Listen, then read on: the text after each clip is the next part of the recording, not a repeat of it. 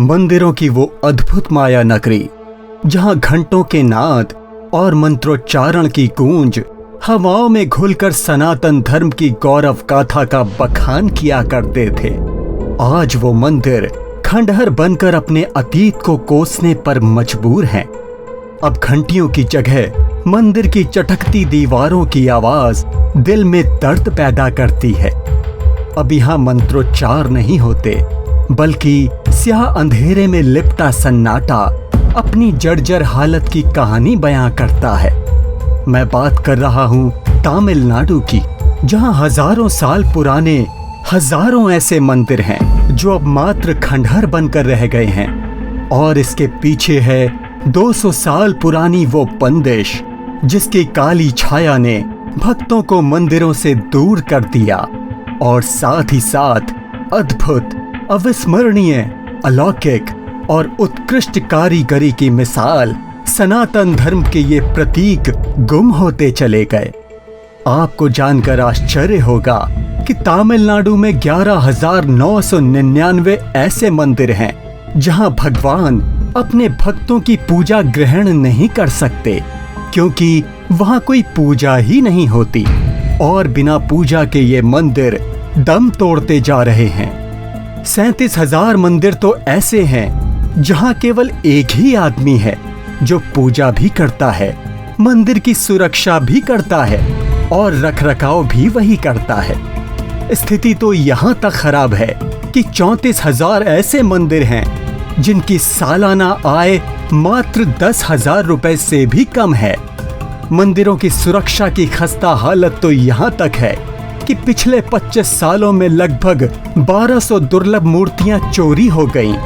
पहले तो अंग्रेजों ने मंदिरों का खजाना लूटा और फिर बाद में देश के अंदर के लुटेरों ने मूर्तियों का सौदा किया। कपालीश्वरार मंदिर में मां पार्वती की मूर्ति को चुराकर उसकी जगह नकली मूर्ति लगा दी गई। 14 साल बाद एक अधिकारी ही इस चोरी का मुख्य अभियुक्त निकला।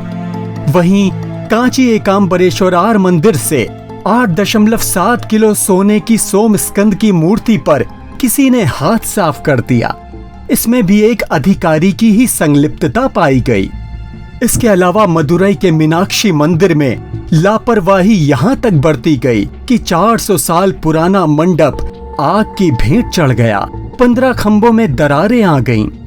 इसके अलावा भगवान विष्णु का सुप्रसिद्ध मंदिर आदि केशव पेरुमल टेम्पल, जो कि उत्कृष्ट कारीगरी और एक पत्थर पर बने संपूर्ण मंडप के लिए जाना जाता है, यहाँ कुछ सालों पहले ही हीरों का मुकुट, स्वर्ण और अन्य आभूषण चोरी कर लिए गए।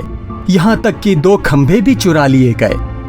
आपको जानकर आश्चर्य होगा कि 800 साल पुराने थोलूर शिव मंदिर को ठीक कराने के नाम पर पूरा धराशायी ही कर दिया गया।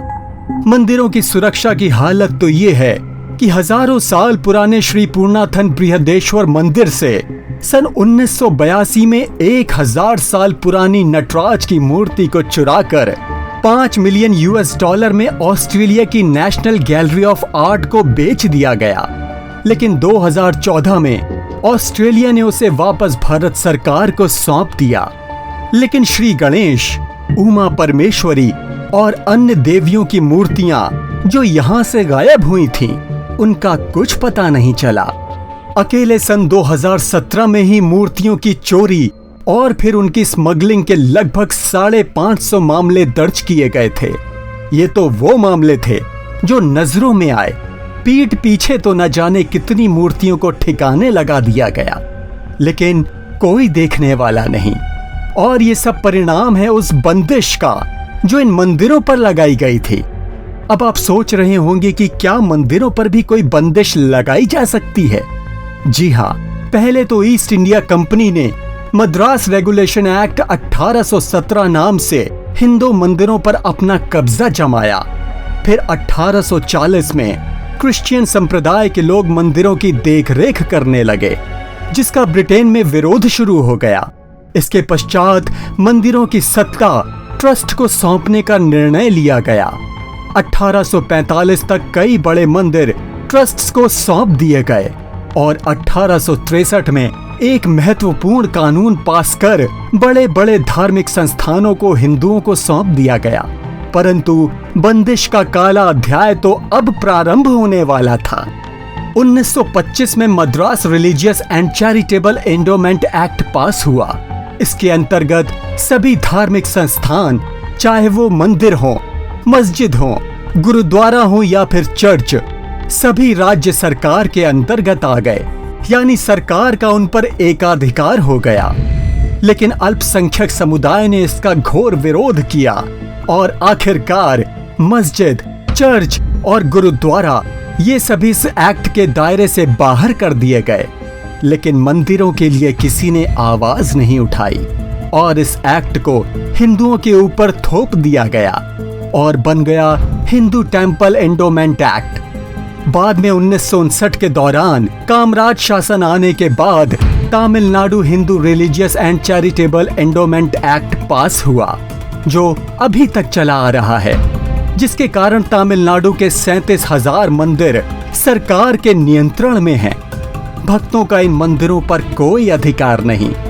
सोचकर हैरानी होती है कि नया मंदिर बनाते ही सरकार का नोटिफिकेशन आप तक पहुंच जाएगा और अगले ही पल वो मंदिर सरकार के कब्जे में हो जाएगा। सुनकर आपको बड़ा अजीब लग रहा होगा, लेकिन यही सत्य है और यही कारण है कि तमिलनाडु के ऐश्वर्य संपन्न उत्कृष्ट कारीगरी के बेमिसाल उदाहरण ये मंदिर धीरे धीरे अतीत के पन्नों में गुम होते जा रहे हैं। कोई देखने वाला नहीं, कोई पूजने वाला नहीं। मंदिरों की शोभा तभी है जब भगवान को उनके भक्त मिलते हैं, और जब सरकार मंदिरों पर नियम थोपने लगे तो यही हाल होता है जो तमिलनाडु के मंदिरों का हो रहा है। धीरे धीरे हर एक मंदिर इतिहास बनता चला जा रहा है। श्री सद्गुरु ने इन मंदिरों को सरकार के कब्जे से मुक्त कराने की एक मुहिम चलाई है, फ्री तमिलनाडु टेम्पल्स, ताकि सरकार नहीं बल्कि भक्त ही मंदिरों की देखरेख करें।